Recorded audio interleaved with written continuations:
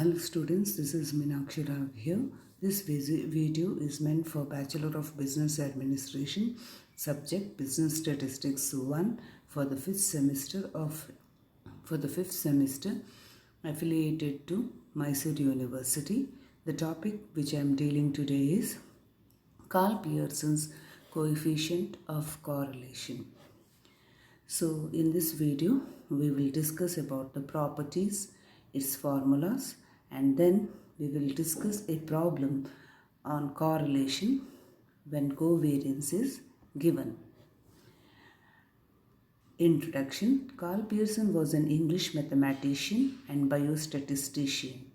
He established the discipline of mathematical statistics. He founded the world's first university statistics department at University College London in 1911. He developed the concept of correlation coefficient. Correlation coefficient, that is Karl Pearson's correlation coefficient. It is also known as product moment correlation coefficient.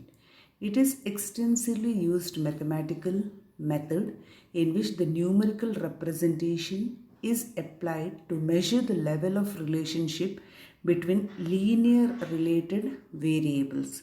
So when the variables are linear, then we can measure the correlation. So correlation coefficient is expressed by small letter r.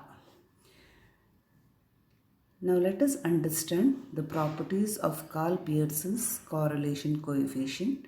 Correlation value always lies between -1 and +1. It is not affected by change of origin or change of scales.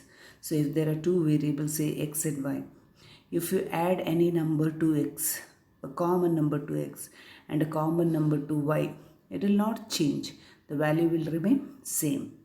It is a relative measure. It does not have any unit attached to it. Now let us see the formula to calculate Karl Pearson's correlation coefficient. So when covariance is given, R is equal to, that is correlation is equal to covariance between x and y divided by standard deviation of x into standard deviation of y.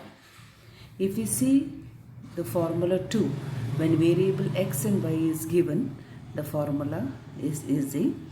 R is equal to n into summation xy minus summation x into summation y divided by square root of n into summation x square minus summation x the whole squared into square root of n into summation y square minus summation y the whole square. When deviations are taken from assumed mean. So in variable x you have to consider one assumed mean, and in variable y you have to consider the assumed mean. So when you consider the deviation, dx will be x minus a, dy will be y minus a. So you will get the value for dx and dy. Now you have to apply the formula.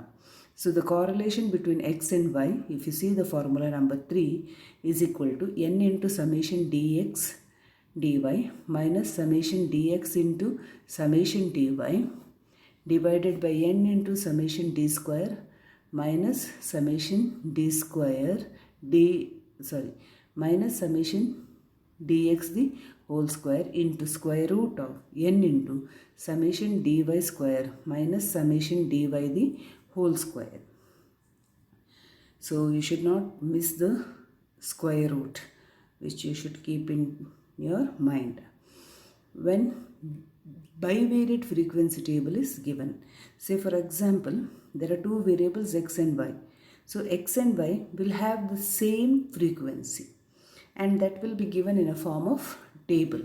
So when the x and y variables are given in the form of table and x and y will have a same frequency, we call it as bivariate frequency table. In such cases we are supposed to use the formula number 4, which is very, very important. Correlation between x and y is equal to n into summation f dx dy minus summation f dx into summation f dy divided by square root of n into summation f dx square minus summation f dx the whole square into square root of n into summation f dy square minus summation f dy the whole square. Now let us discuss a problem when covariance is given. So let me read out the problem to you. In the data, the covariance of x and y is 18. So we know that covariance between x and y is 18. The variance of x is 45 and variance of y is 11. It is given in the problem. We have to calculate R. Now, the formula, as we have discussed in formula number 1, correlation is equal to covariance between x and y divided by standard deviation of x into standard deviation of y. Now what is given to us is variance of x is 45. So variance is 45. Now we want standard deviation. So standard deviation is nothing but it is the square root of 45, that is standard deviation will be 6.71. In similar fashion, variance of y is 11. Therefore, the standard deviation of y will be root of 11, that is equal to 3.31. Now we will apply this value into the formula. So covariation is given as 18. Standard deviation of x is 6.71 and standard deviation of y is 3.31. So R is equal to 18 divided by 22.2101. So you will get R is equal to 0.81. So there is a positive correlation between x and y.